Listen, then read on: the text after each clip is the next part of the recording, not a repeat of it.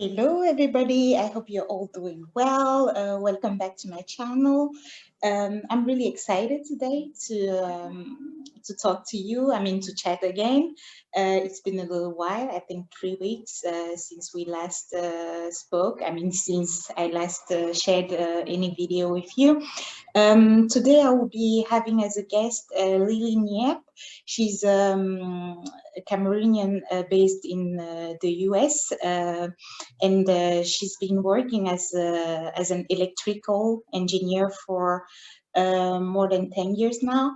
And I really wanted her to come and share with us her experience from going from Cameroon, our hometown town in Bafoussam, to Baltimore, where she's now with her family, to share with us her life choices, the challenges she encountered, and mainly the fact that she's actually working in a very specific field where you don't see a lot of women. So today she will share her experience, working as an engineer in the electrical sector, and what advice she will eventually give to young girls or women who would like to, to evolve in that field as well. So we'll be waiting for Lily to join us, and while waiting, you can get yourself some drinks. Today I'm having some orange juice, wearing a lot of yellow today because it's sunny in Brussels today. And yeah, it's been a long time since we had the sun, and usually the sun makes us happy, and yeah, it just puts people, in a whole lot different level of energy and happiness, in my opinion. So get yourself something to drink, and let's get started when as soon as Lily arrives here.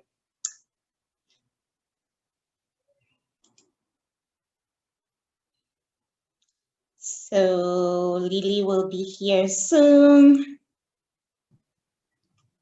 Connecting to audio. Hello, it's good to see you. How you doing? Doing great. Good. I like the background.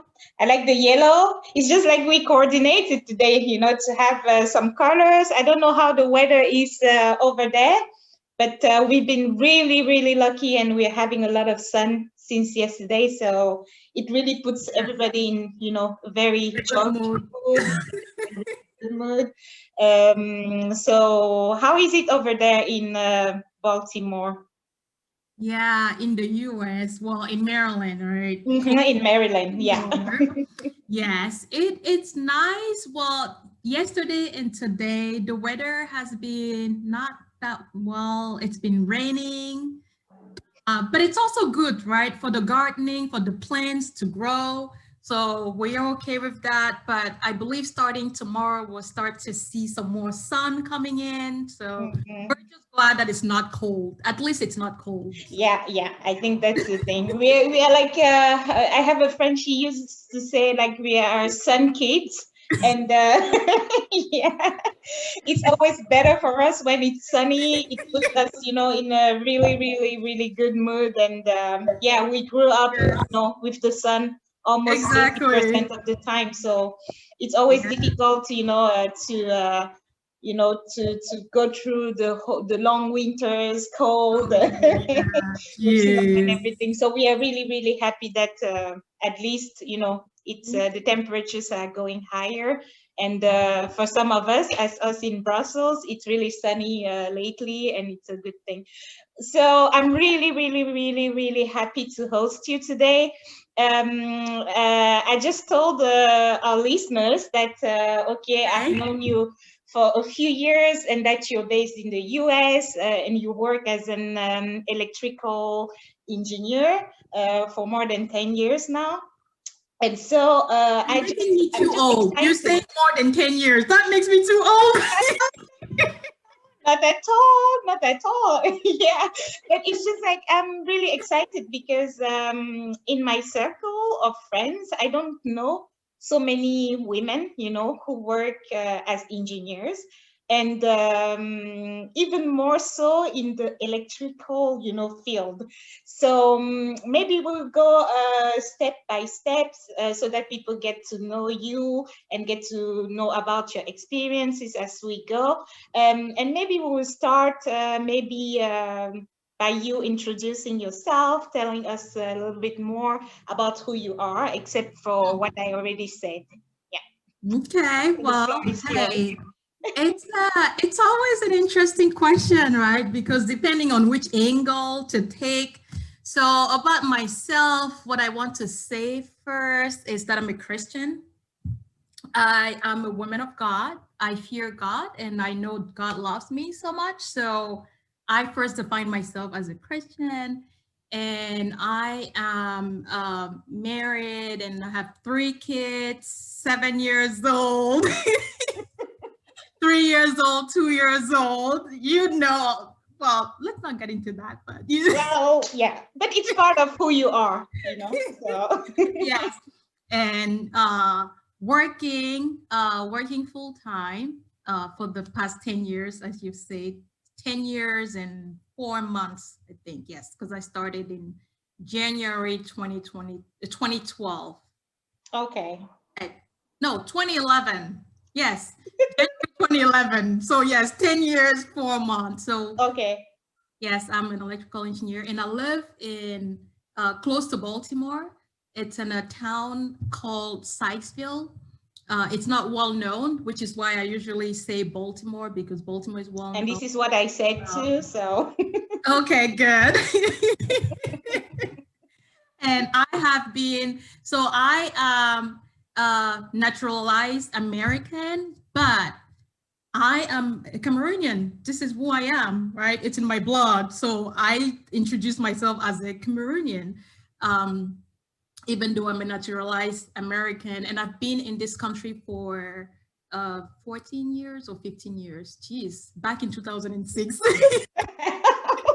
It's been a long time already, that for sure.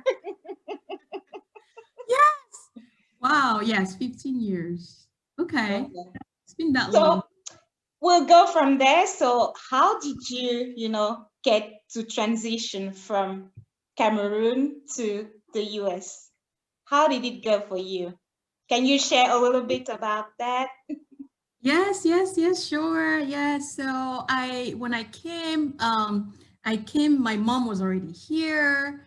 And then I was at the university back home in Cameroon, Guayaquil. I was in, that was. It's so funny that we never met each other over there, but I mean, we were doing different fields of study. So it was. Because I was doing computer science.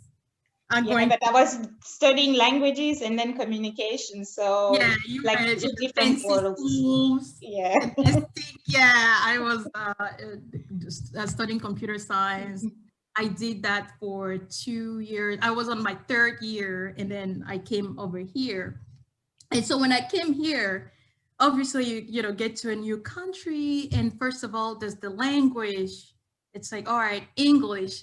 Yes, you learn English back home, but that English is so different. It's so different. Not really English. We mainly, it's some kind of pidgin English. Some kind of pidgin. And listening, it's easier to listen to the Anglophones back home than to listen to an American. So when I came here, I could not listen. I couldn't understand anything people were saying. Oh my God. Yes. Yeah. I had to find a job. It's like, all right, how do you even pass the interview if you can't even understand what they're saying? Yeah.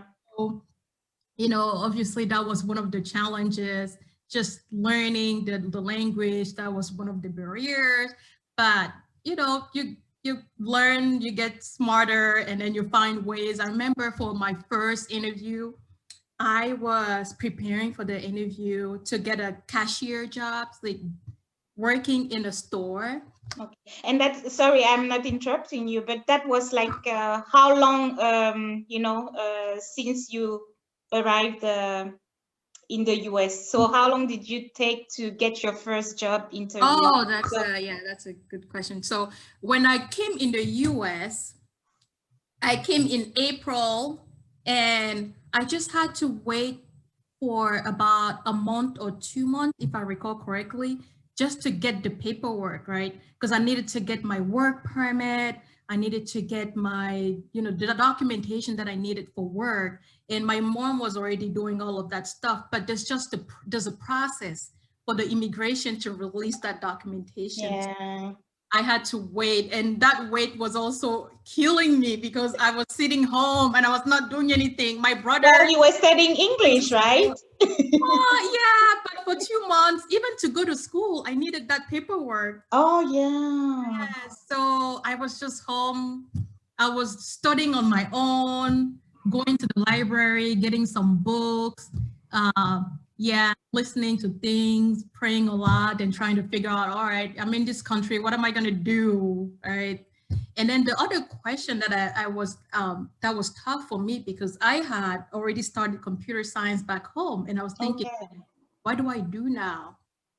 I'm here. Should I just continue what I was doing, or should I do something else? Right. So many questions. Yeah, which is great to have a support system. It's really important to have that.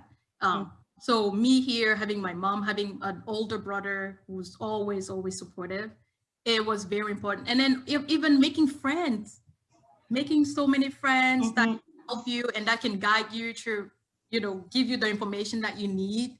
Yeah. That's very, very important.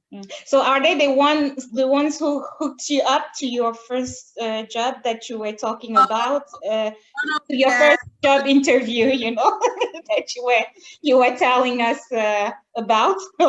How did it go? I mean, how was the process? I'm really interested in it. Yes. Because, as funny as it may sound, I've been living in Europe for more than 14 years already, and I actually never had those students jobs.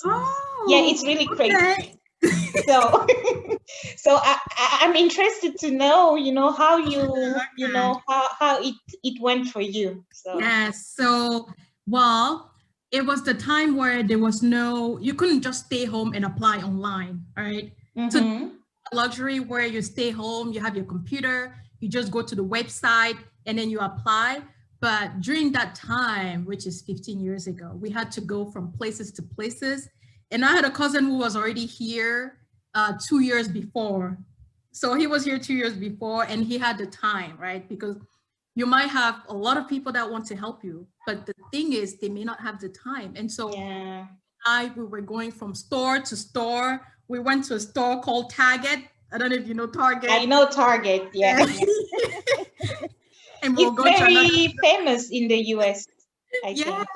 We went to Giant, another store. We went to several stores, and then we'll just apply.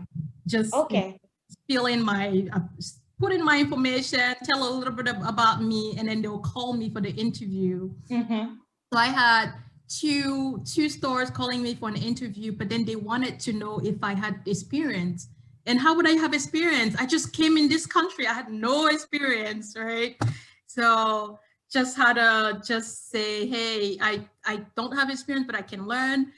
And then it was hard to understand the interviewer. So the way that I did, I had a friend who was training me. So he said, all right, these are some of the questions that typically they ask for. If you even hear one word from the question, just say this. Just say the answer. If you're able to just recognize one word, just say, this is the answer. And so I had my script, Okay. All right, I'm going to say I have great interpersonal skills. I'm going to say, I had so many things that I knew I wanted to say, right? So, so yeah, they hired me. And from that first job, it was great. I did 1 month there, and it was a basic, low salary, the lowest ever you can, You can imagine, yeah. I was getting $7 an hour. Okay. And no benefit, nothing at all, just $7 an hour. And then when I did a month there, I was still looking, and I found another job doing the same thing, being a cashier, right? Okay. You know, we're getting customer items, scanning the items and putting in the bags and giving it to them, giving them their receipt. So I did that. I applied for another job in another store, and they were paying more, $10 an hour. Yeah. Mm. Yes. And then, so I did that. And then in September, I was ready to go to school.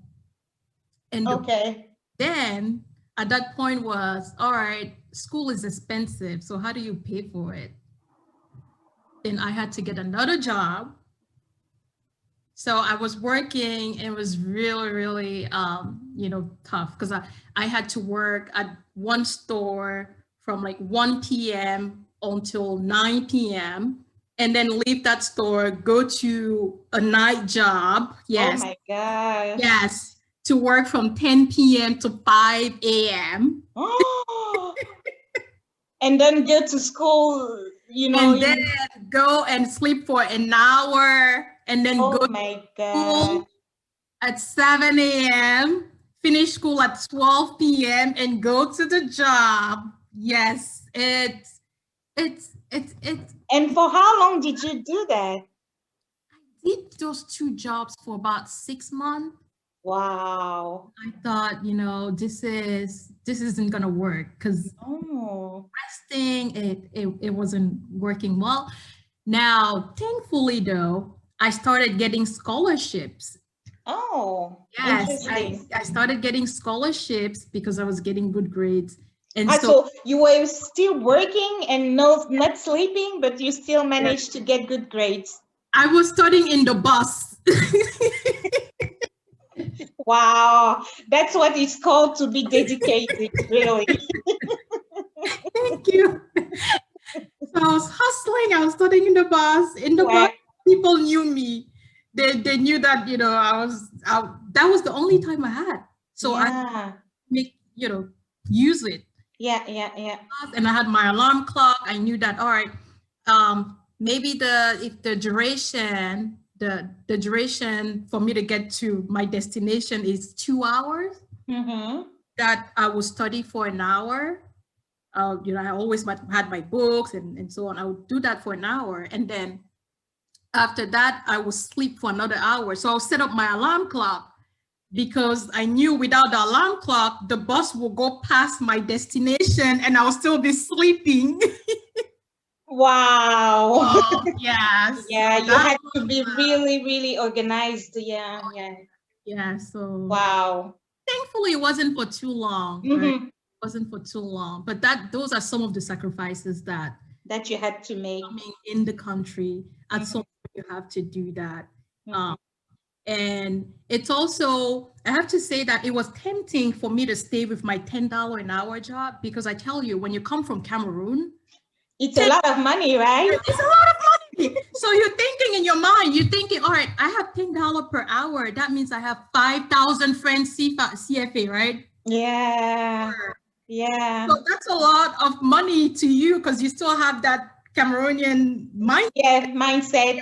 Yeah. And so to me, it was like, oh, I have money. I have money, and for 1 month I could have over $1,000 in a month, which is what, 500,000. Yeah, it's like it's a big salary for someone back home. Yeah. Exactly. So it was tempting to say, all right, let me just stay to that.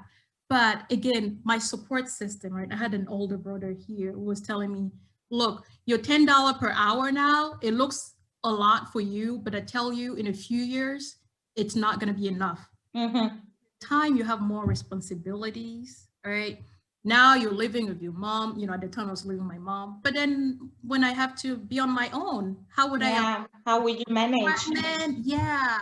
And a lot of things. And later on, even with the kids, even though I wasn't even thinking much about that step. So yeah, that's the other thing that is somehow tempting, because you see a lot of people that come here that are immigrant like myself in the country, they start earning that, and They forget why forget. they, you know, like the Yeah, objective, the initial exactly. objective. Yeah, yeah, yeah. Exactly. So they get comfortable with that. They're like, okay, with that money, I can have my apartment, have maybe 2 or 3 roommates. We share the Yeah, yeah. rent, and then I have enough to eat, and Mm, then, still some to even send back home. mm-hmm. And, I can buy my iPhone. And Yeah, what else do I need, right? yeah, yeah, That's yeah, enough. yeah, So yeah. that's, sometimes people fall into that trap. Yeah. Um, So yeah, as you were saying, that's why it's really, really important. Like when you have a good support system and people who yes, have experience and yes. who are willing, you know, also to share with you, because sometimes you can meet some people, but they don't really want to share. You know, like they had challenges and they overcame them, but for some reason they're not sharing it with others, you know, so they don't want other people to learn from, you know, Yeah, that's their sad. challenges. And I think it's a little bit sad, but yeah, so it's great that you had that around you, and you could manage to you know, to think ahead and also Mhm. think about the future already, although you were still a student. And so how was your experience, you know, as a student in the college or university? How did it go? Yeah, so Because you said you were studying in Guayaquil. We all know how it is in Guayaquil. yes, It's a yes. jungle, and it's not so, you know, the system is what it is. And I guess when you get to a country which is developed and things are put in place, and it's all different. So how was it for you? Can you share a little bit about your Yes, experience in college and yes, sure. university? Yeah. Yeah. Um, so again, when I was back home, I was studying computer science. I was Mhm. lucky ones that actually had a computer, because Okay. a lot of my classmates back home never even had a computer, even though they were studying computer science, right? They're going in cyber cafes. Cyber cafe, or they were writing, because the way we were writing codes on paper, the program Okay. on paper. And so you get to a country that is developed, you get into a class, and then people are just typing, and they're just, it's like they're thousand years ahead of you, right? It seems like they just know a lot about the computer, and you're sitting there, you're wondering, all right, how do I even do this? You're, typing here and trying to figure things out. So, a challenge to be up to speed. And something that I also realized when I started school was that it was the system back home is different from the system here.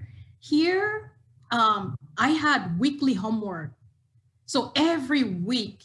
And in You fact, had even in Europe, I noticed that in Europe it's also I different. think it depends on which fields of studies you're in. Like for us, for example, we had some group, you know, assignments and stuff. But depending also on your lecturers and stuff, you could have some weekly homeworks and stuff. But it wasn't, you know, it wasn't something predefined. So it could happen or not. So yeah. Okay. Mm. So that's it. And here, every week you have homework, and those homework count toward your grade. So Uh, you're not gonna say that, oh, I'm not gonna do this homework. No, those count toward your grade. So the actual exam that you take, we have midterms. So there are 2 midterms and 1 final exam. The final exam typically only counts toward 20% of your grade. So you earn your real grade from the start of the school to the end of the school. TGN, yeah, yeah, No yeah, break. yeah, yeah, yeah. You cannot even slack. You can, Mm-mm. because I remember back home, right? And you will you will say, all right, it's okay, you do your own stuff, and then 2 weeks before the exam, you start Yeah. hard, like you start going, not sleeping through the night. You just Mm-hmm, mm-hmm. study and study, and then you go, and then you Yeah. sometimes it works well, sometimes it doesn't. But here, you really have to do it every week. So two different systems, and they have pros and cons. I like that it was continuous learning, but it was also a huge workload because every week you really had commitment. Yeah. Someone like me who was also working, right? I wasn't just focused on my school, I was also working. So sometimes it's like, all right, how am I going to do all of this homework? Right? So Yeah. those were the some of the challenges. And then the other thing is that another cultural shock here for me was that you don't so here you are it's okay to challenge your teacher. Okay. Yeah. They really They like that. they like that. They encourage you to do that. And when I Yeah. was seeing some of my white classmates, right, they would do that, and I was watching them like, Yeah, like, what are they doing?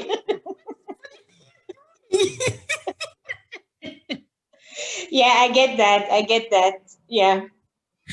because back home it's like, if you ask one question, it's okay. If you ask two questions, like, Yeah, it becomes too much. And then you have those bullies who are not helping, usually, like what you want to show that you're smarter or whatever. And sometimes it refrains you, even, like when you have questions, you don't even want to ask them because you don't want, people to look at you in a certain way. So yeah, I can understand that. And it's true that as soon as you get here and you see that it's different, it's a little bit tricky, you're like, oh, really, I can do that. that's acceptable. Is that acceptable? Okay. All right. It takes you time to really Yeah. in. Mm-hmm. That's a shock. So some good differences Mm-hmm. where they kind of expect you to, if you it's okay for you to go out to think outside of the box. It's okay, even if you have this specific assignment, you can tell the teacher, hey, how about this or that? So it's really okay for you to challenge things and give your own opinion, which from my background, that was not acceptable. And so, I mean, it's not easy to change something that you've been used to for 20 years and all change. And so to me, it was so hard for me to do. Like I was just, tell me what to do and I'll do it. And I will do it, yeah. Yes. That's tough, yeah. But then again, in school, something that really helped me was when I started school, I knew how English was important because I figured that without English, you couldn't really go anywhere because your communication skills, even to get a job, like even the small that I had to take, I really had to train myself, right, in English. So I realized that I really needed to practice. And one really hard decision that I had to make, I said, I don't want to have any friends that speak French. Yes. Unfortunately, I had to make that decision. So if any of my French friends are listening, they will understand why for the first understand why you were not friends. Hiding from them. Yes, I was hiding. We were not friends. I said, I'm not gonna fall in the trap where I have my French speaking friends and all we do is speak French and then English and I never improve. So I didn't have any French speaker friends. I had acquaintances, like people that I know, but I wouldn't take my phone and call them. No, I wouldn't do that. I was sticking to people who only spoke English. At least, even if they had a second language, it wasn't French, right? It wasn't French, yeah. This way I could continue to practice and continue to learn. It wasn't until I graduated after 4 years, because when I came, I said, I really need to stay on track and as soon as possible. And when I graduated 4 years later in 2010, that's when I started, I was like, all right, getting back. I can have my friends back. I started having best friends from Cameroon. Whereas before, no. Yeah. But It I was think a that hard was decision. a great decision to take. I think, yeah, and it helped you because basically, and it's also something that I tell people whenever I can. It's like when you live in a country, you have to adapt, to the way of living, and you're living in an English speaking country, so I don't see how you're going to make it if you don't master the language. So yeah. Totally agree. Totally agree. So I did that because I also noticed there were some groups here, right? And there's some really good reason why they do that. I'm gonna say it's negative, but I noticed there were some people that would just stick with Cameroonians. Yeah. That was their circle, and they didn't know anything else beyond what was in that circle. And I refused to limit myself. I said, no, I'm not. And a lot of those were they'll be working in the saloon Yeah. there, and they wouldn't know much English. They will know, just enough to Yeah, go to and welcome someone and ask what they want, and yeah, that will be it. I always I even have friends who do that. I always encourage them to also do that, because to also make find some ways to really learn English and Yeah. stay out of that circle, because it can be limiting. Yeah. So my friends were people not from Cameroon, others, right?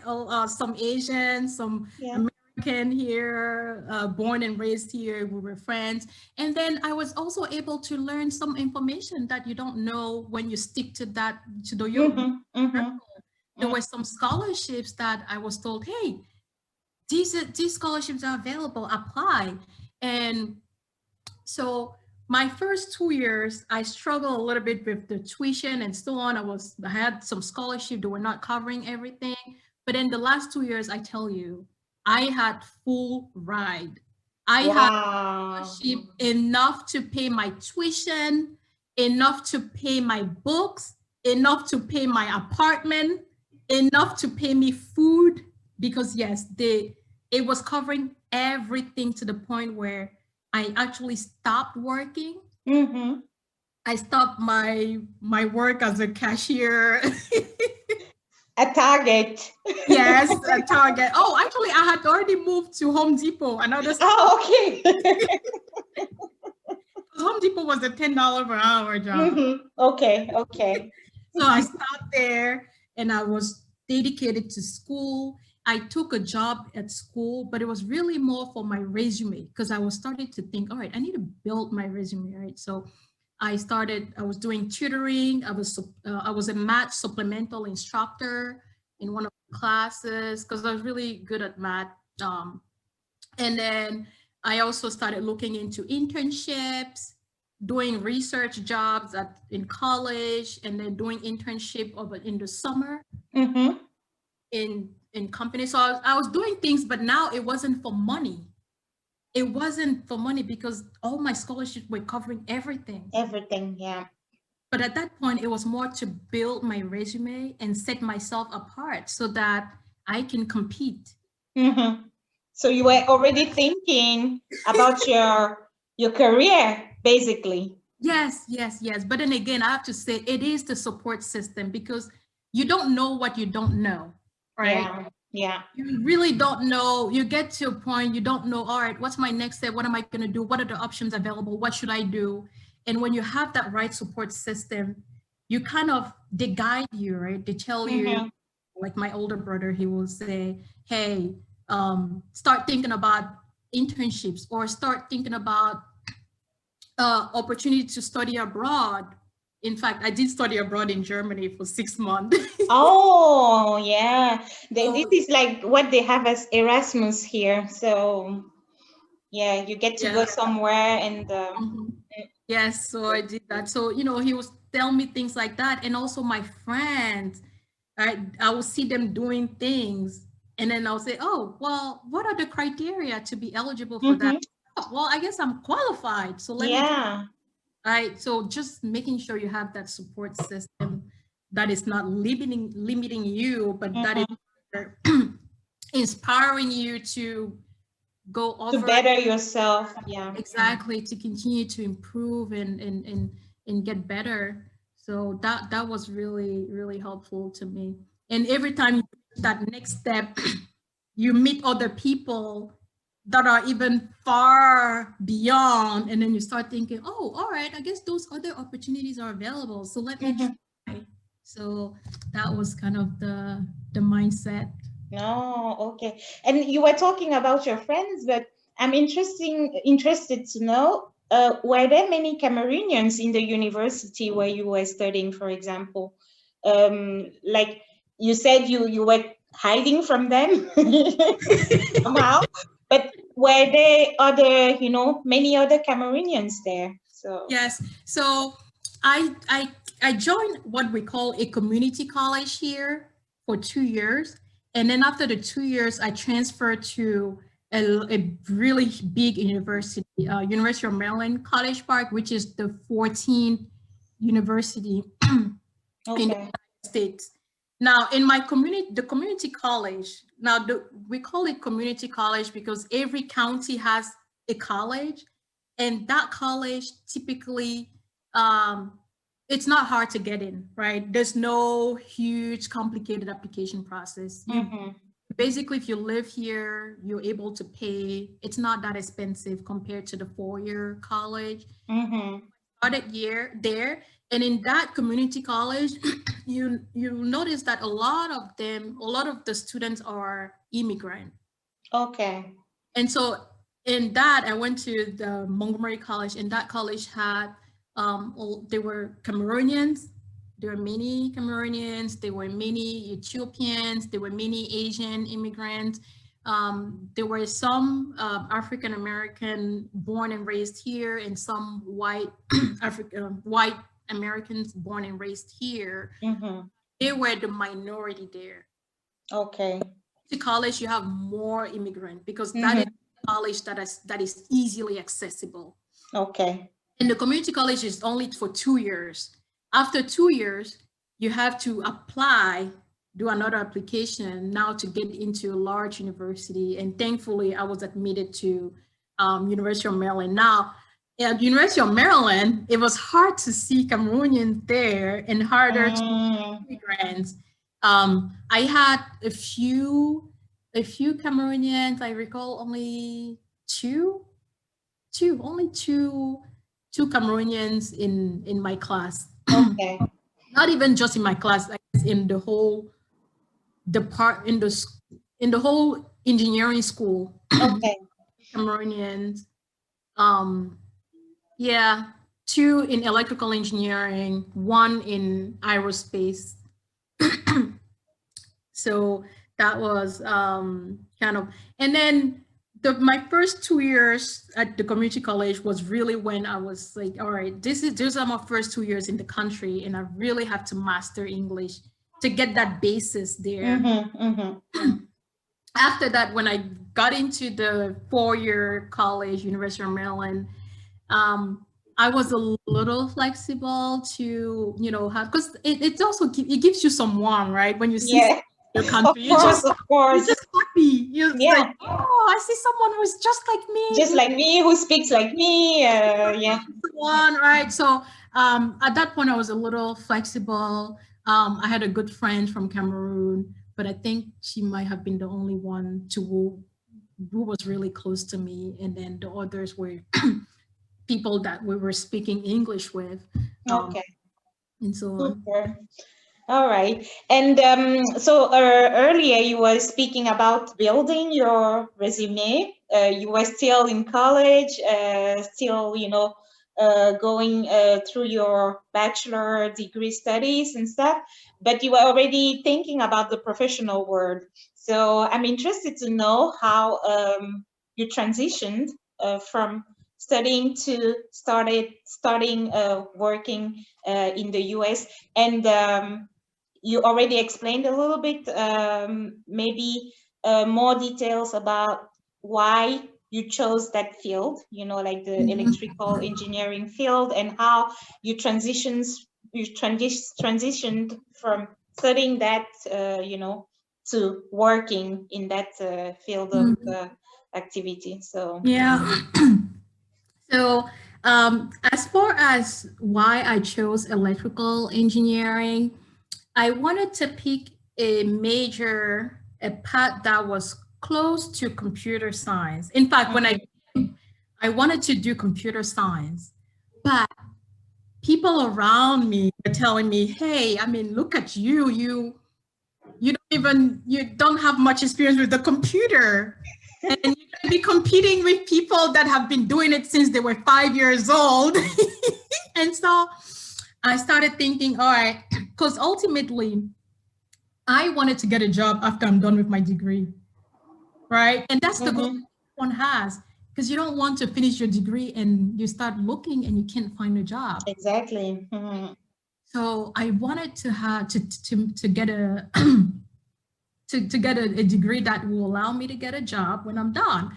And so I said, all right, yeah, maybe not computer science. Maybe I should do something closer. And people around me were telling me, all right, you should just do nursing. Why don't you just do nursing? All right, because nursing is known to be a field where you will always find a job. Yeah.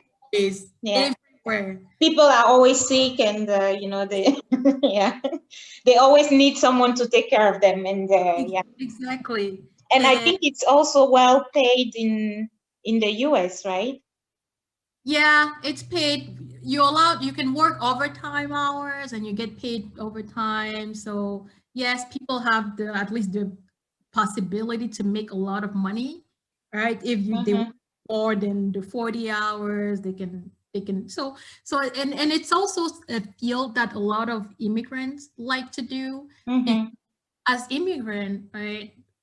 We like to have that job security. Yeah, of course. Because we don't have anything else to fall back on. Right? Some people that have roots here, they may have their parents that already have some money, they have their grandparents who gave them a house and so on. At least they have other options to fall back on. Exactly. So, yeah. We have to start from scratch. Yeah. Exactly. So a lot of immigrants, they tend to do nursing. Even in my support system, many folks were nurses. Like my older brother, a nurse, and a cousin. Oh geez, one of my cousin, he told me, hey, do nursing, because if you don't do nursing, when you're done, you will end up coming back and do nursing. Saying that if I do electrical engineering or anything else than nursing, after my 4-year degree, I will not have a job, and I'll end up coming back to studying nursing. To study nursing just to get a job. Oh my God.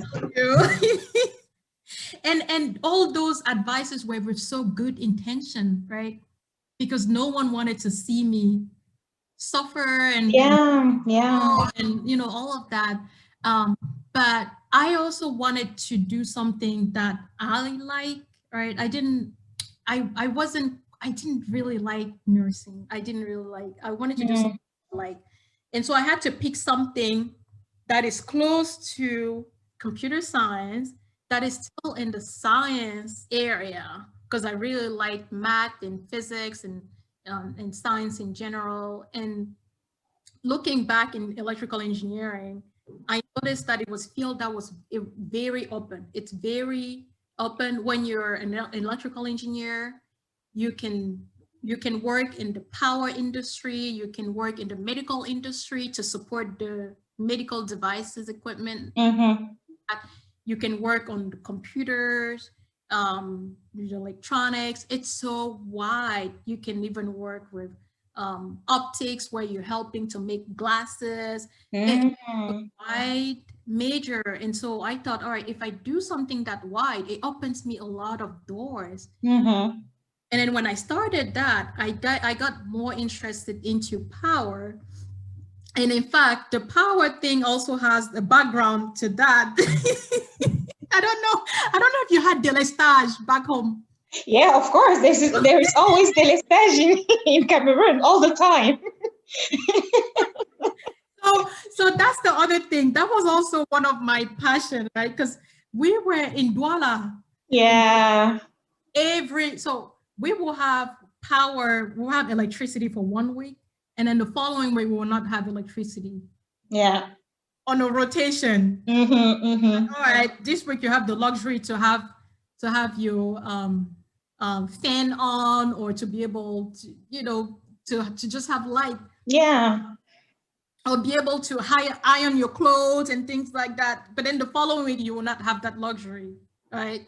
So I knew that with electrical engineering, getting into the power industry also will teach me some tools that maybe someday I can go back home and be helpful, or on consulting firm, or do something like that to help, because there's still a lot to do. And when you think about the power industry, it's such a field where it goes with the economic growth. So everywhere where there's economic growth, you also have to grow the energy industry. Why? Because if you open a company, you need power to run your company, all right? So then the power company has to build more infrastructure to be able to give you that power. So where there is economic growth, there's also need for energy. And that's kind of why I went into that area. And I'm so thankful that I did, because I realized it's an area where you will never lack a job. There's always opportunities, always. When you think about those big companies like Google, Microsoft, they have data centers. Those data centers use huge amount of energy, huge amount of electricity. Who is going to be providing them that electricity? The geniuses of electricity that you are. So yeah, I don't want to talk too much. So let me just no, but I mean it's interesting to me, because it's not. I mean, I don't know anything about science. I'm not a scientific person. That I knew like a long time ago, since I was born. Maybe when I was a baby, I already knew that I didn't want anything to do with mathematics, physics, chemistry. Those are not my things. But, hearing you as a woman, same generation, talking about it with such passion, it's really, really, really, really interesting to me. And that's why, I was saying that I was excited to know, how you came about that, and so far, so good. So it clearly shows that. The other part. I forgot the other part to your question. You asked how did I transition to the workplace? Yeah. No, we were going to get there. Anyways. Okay. Yeah. So the transition from college to the workplace was another challenge, because. But then I'm not cutting you on, but it's mainly male-dominated, field. Even at school, I think maybe you were like the only female there. There were maybe 2 or 3 of us. Yes. Wow. So how did it go? And then how did you transition indeed to the professional world? As a woman, in such a male-dominated field of activity. Yeah. Yes. So in college, there were few women in each of the class that I took. Women were maybe 3 or 5, very few compared to the males, and compared to white males. Yeah. It wasn't an issue for me. When I say not an issue, it wasn't a particular challenge for me. Because when I had a class, I knew I just had to study and do well in my class, and I had good grades, and I felt like my grades spoke for myself. Because every time I would talk to someone, we'll be talking about one class, and they'll say, "Oh, geez, I had they had maybe a 40%," and I would say, "Oh, I had a 90%." All of a sudden, I'm important. Yeah. right? So I don't even need to do anything, Yeah. defend myself or show anything because my grades speak They for speak for themselves. yourself. Yeah. Exactly. Just ask me what are my grades, or just ask me what my GPA. And in Mm-hmm. the whole world, that's all it's about. They ask you what is your GPA, and in the moment you Ah, have a 3.8 GPA, and you're like, "Ooh, you're smart." wow. And all of a sudden, you have a seat at the table. All of a sudden, it's like, all right, we actually want you involved into Yeah, this. this is a genius in the making. Even though I'm not a genius, I would Well, just focus. right before we started, I thought about it. I think the word engineer, like the root, because I studied linguistics. I think the root of it, it has genius in it. So, Oh, really? yeah. I'm not Well, we considered. will see. I will send you a link afterwards to explain Oh, that. okay. Thanks. But then again, so then when you transition to the workplace, there's no GPA anymore. There's no not a Yeah. particular class. There's no course that you're gonna ace and say, oh, I have an A, right? It's now you are in the work, you get project after project, and now how do you prove yourself?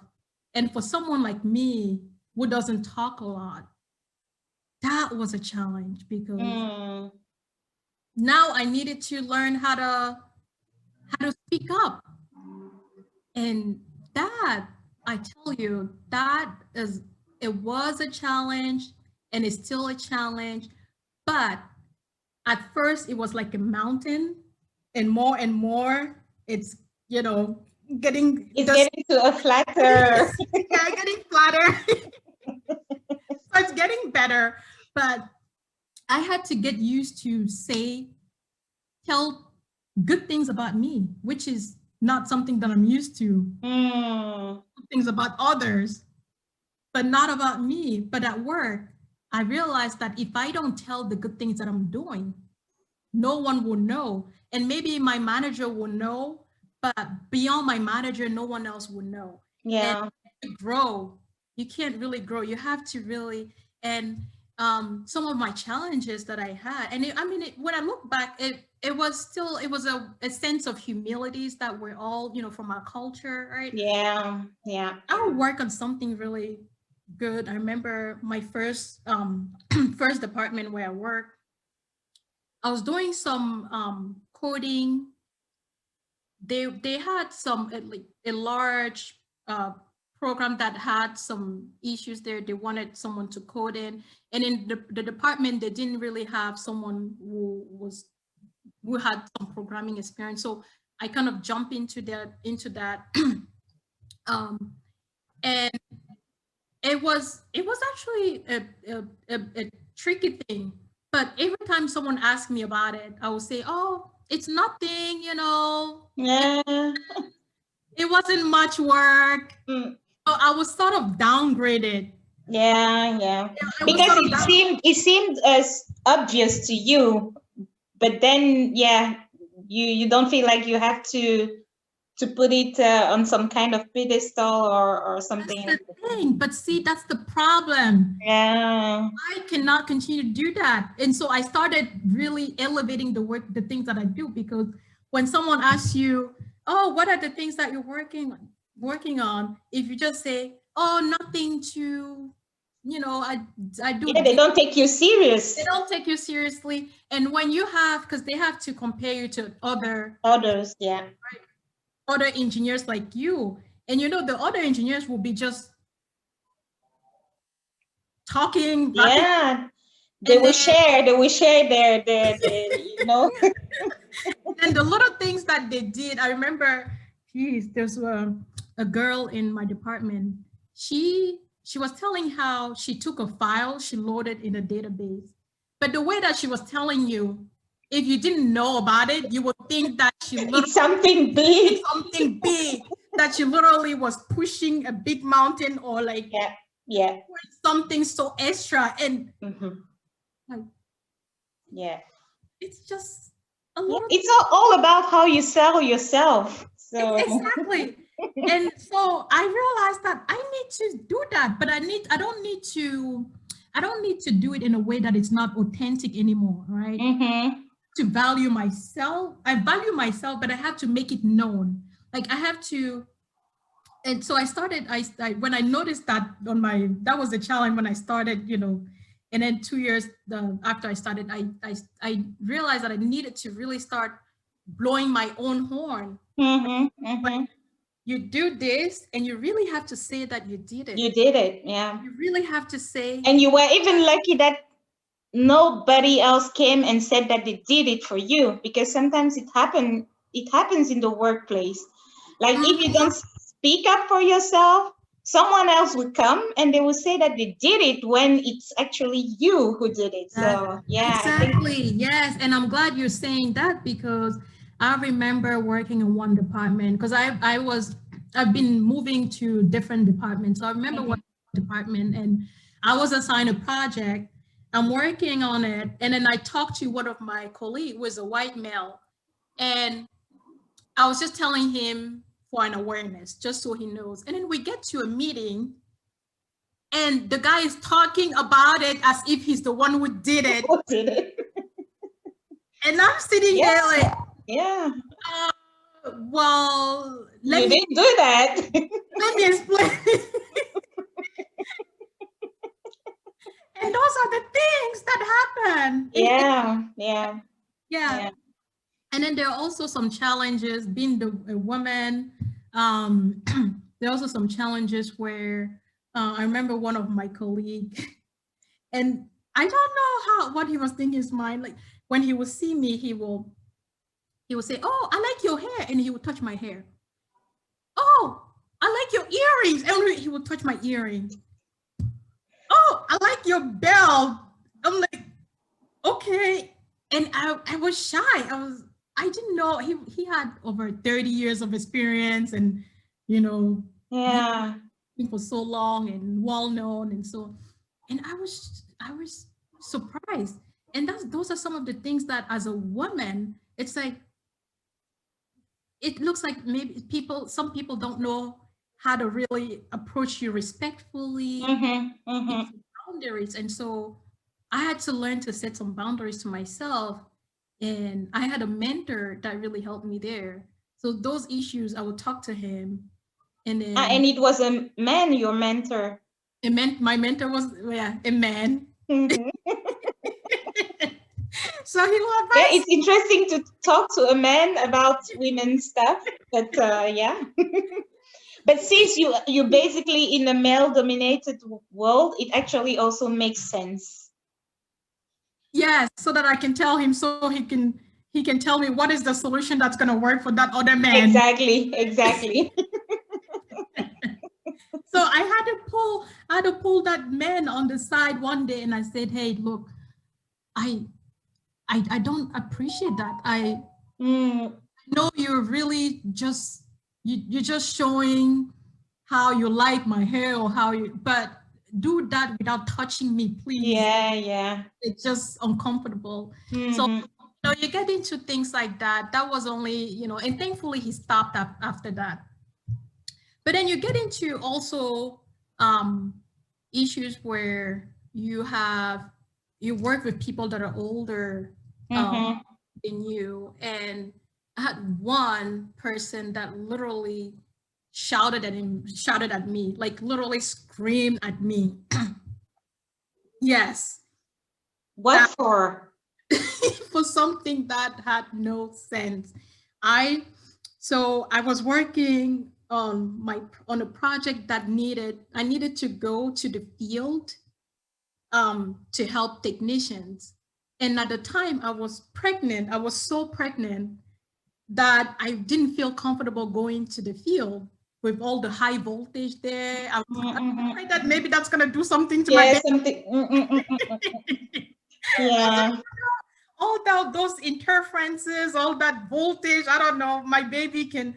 So one of my colleague who was really, really nice, I asked him, "Hey, can you help me and go to the field?"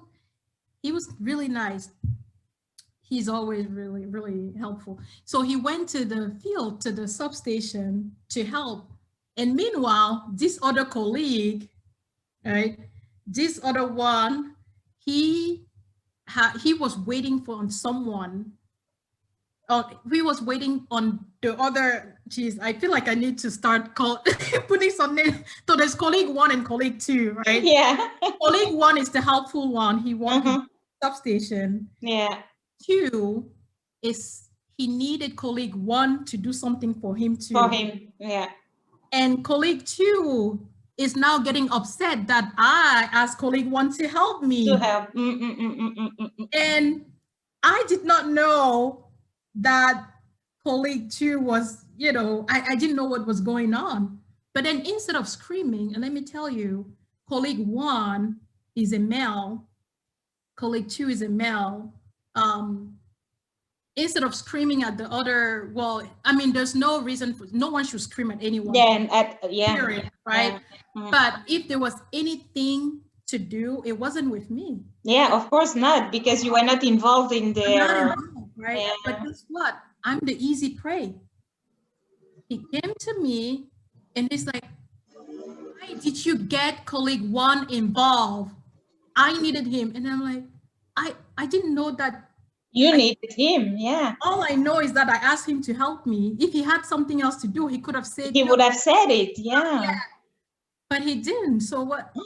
And colleague 2 was just screaming at me, yelling at me. And now when I talk about it, I don't feel that emotional. But at the time, and that was 3 years ago, at the time, that was painful. Yeah, I can imagine.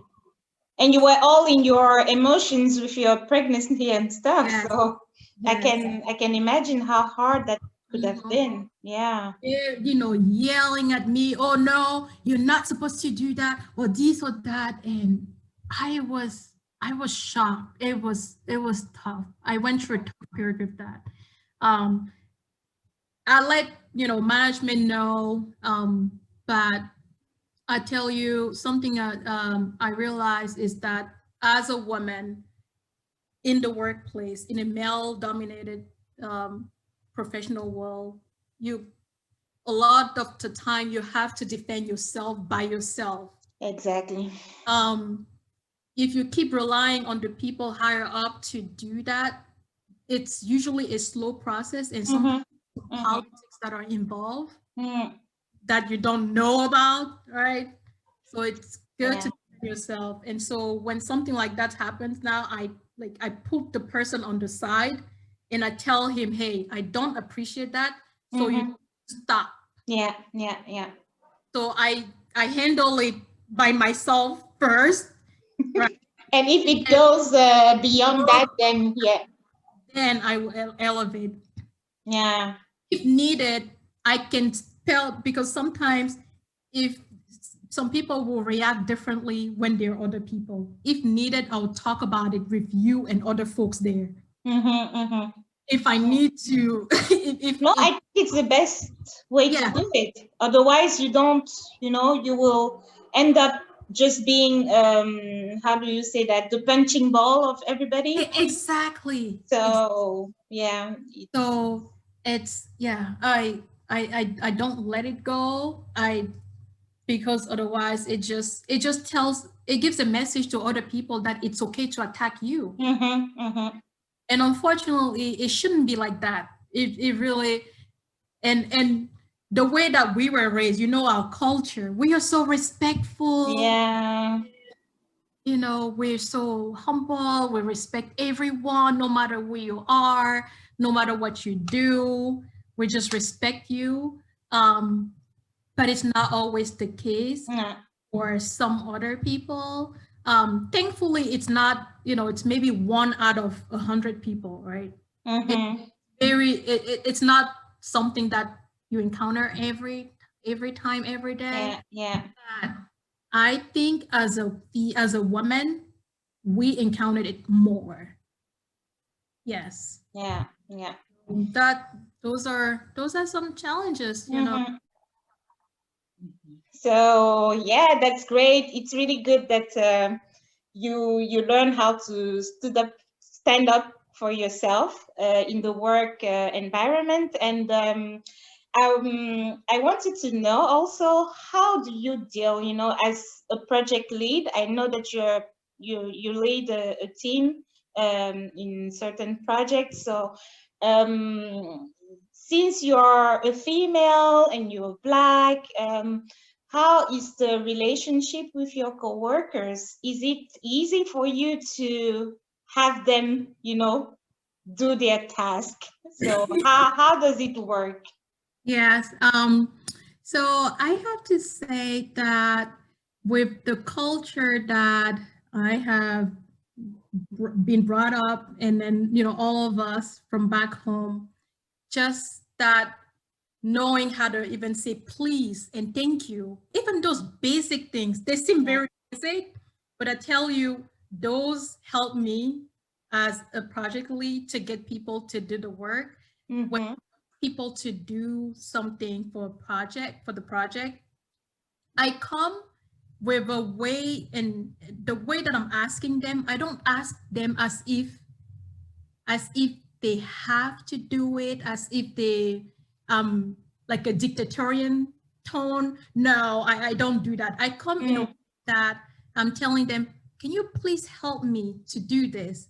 And I think that that approach has been very helpful, because people do it. They don't, because the minute they think that you're just being bossy, as Yeah. as a woman, it's a bad reflection. Mm-mm-mm. Like when women are bossy, unfortunately, that if you say you have to do this, then you will sound as bossy. So the way that I have done, and it's not anything, it's just something that I think is a positive thing from our culture. We just know how to say please and thank, Mm-hmm. appreciate people, because Yeah. something else, people like to be appreciated.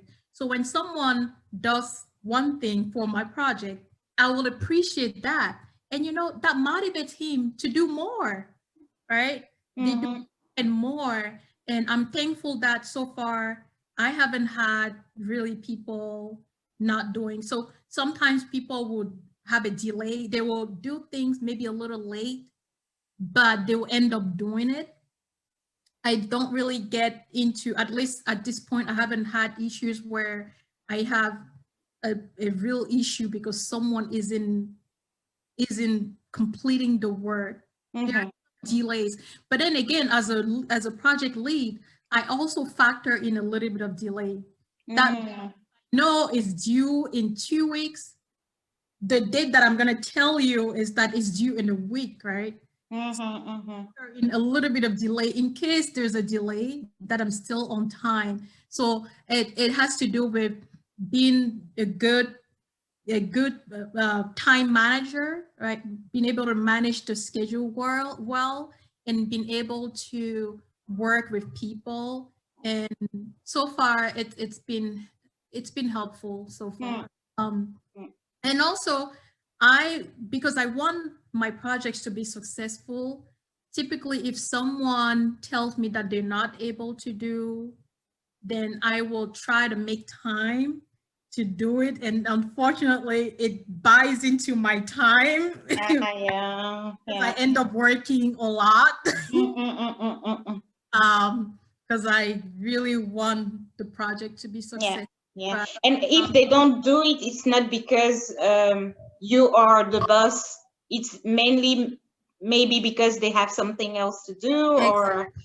yeah, Yes, or yes. Typically, it's because they have multiple things to do and maybe some due dates.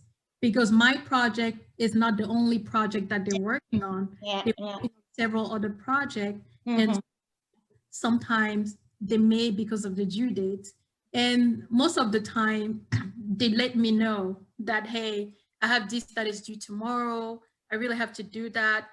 And then because of that, I'm not going to be able to deliver on your project. So typically, they'll let me know. I think what helps me is the relationship building. I try to build a relationship.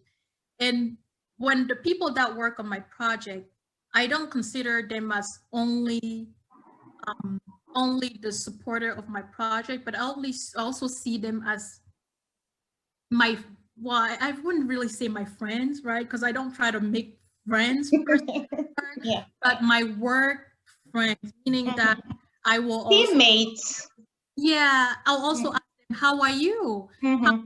How is everything? How is I in fact recently I went to a park. I saw one of my colleagues who was working on one of my project, and I was just so happy. I stopped and I say hi. I try to be to even get out of the work zone and start and learn, know them, right? Mm-hmm. When you have that relationship with people, that good relationship, they also want to, they don't want you to fail. Yeah, they want to see you succeed. That's Exactly. true. Yeah, Yeah. yeah. So far, so good. Hope Mm-hmm. it stays that way. Okay. Well, I also hope that it will stay that way. So we are getting closer to the end of our little chat. You mentioned at the beginning that you're married, you have kids, you have three little cute kids, and I was interested to know I how. love you so much. I was interested to know how you balance your work and the family, life, especially with the pandemic we've been going through for more than a year already. So how has it been for you? It's been a roller coaster. Mm. Been To a say roller the coaster. least.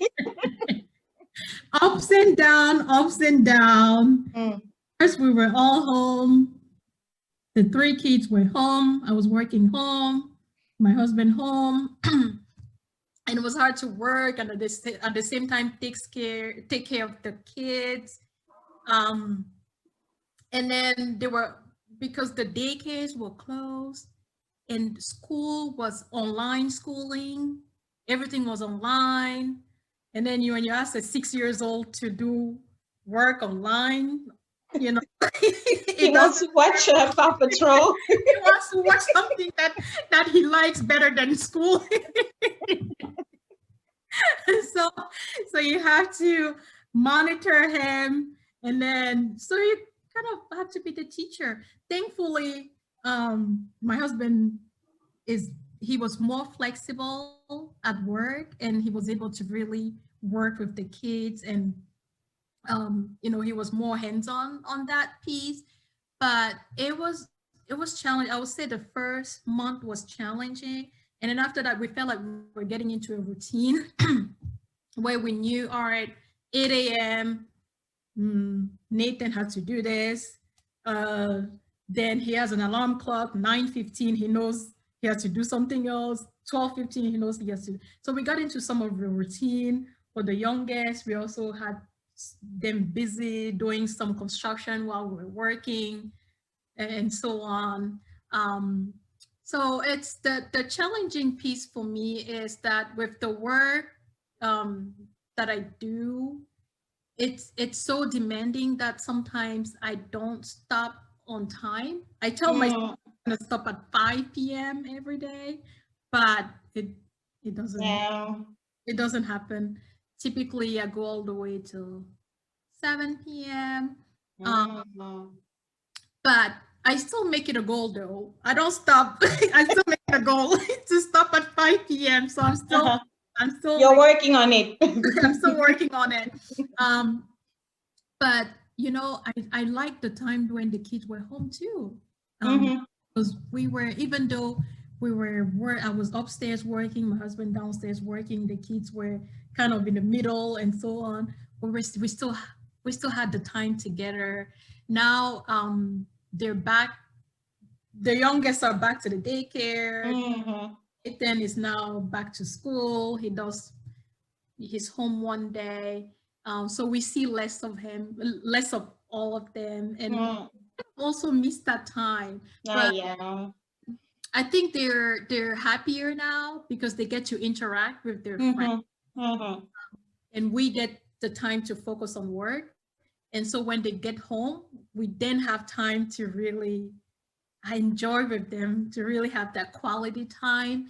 So when it comes to work-life balance, I I think it's an ongoing, it's a journey.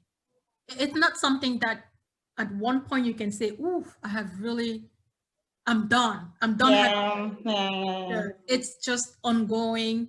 There are times where I'm able to spend more time with the kids, um, and just be okay at work. And there are times where at work, it's very, very demanding. Sometimes even over the weekend, I have to work. Um, but then at least it's not always like that. It changes. So it's a yeah. constant work, constant journey. And it is definitely something that you know I try to set boundaries for and set my priorities.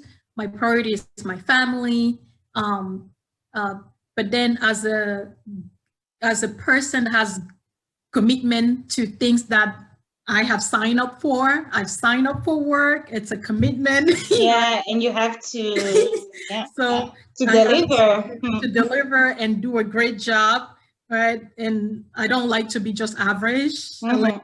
to And it also sets an example for the kids. exactly, Mm. exactly. So it also teach them that this is how you need to work hard. Mhm.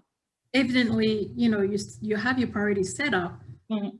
Doesn't mean that you have to neglect the other um, you know things that you have to do, the other commitments that you have to do, and so on. So it's a constant journey, and still working on it. Well, but it seems like you're on the right path, and yeah, since we are getting closer to the end, I just wanted to say really, really thank you for making the time in your very, very busy life to do this. And yeah, I just have to mention it. You're my sister-in-law. And you were talking about the kids, how fond that I am of them, and I've been missing them a lot because they also balanced my life, during the pandemic because we had, our sessions and stuff, and it was a lot of fun for me. But yeah, as you say, they have to grow, and live their own lives, and we are And they there. love you so much every day, every minute. Tata miss you. Sometimes I feel like, all right, I'm just on the second plan. It's like, oh, we like your pancakes, but we like Tata Mishu's pancake better. Like, yeah, Okay. it's like, Well, you do this, but we like Tata Mishu's better. well, I hope you're not too jealous, but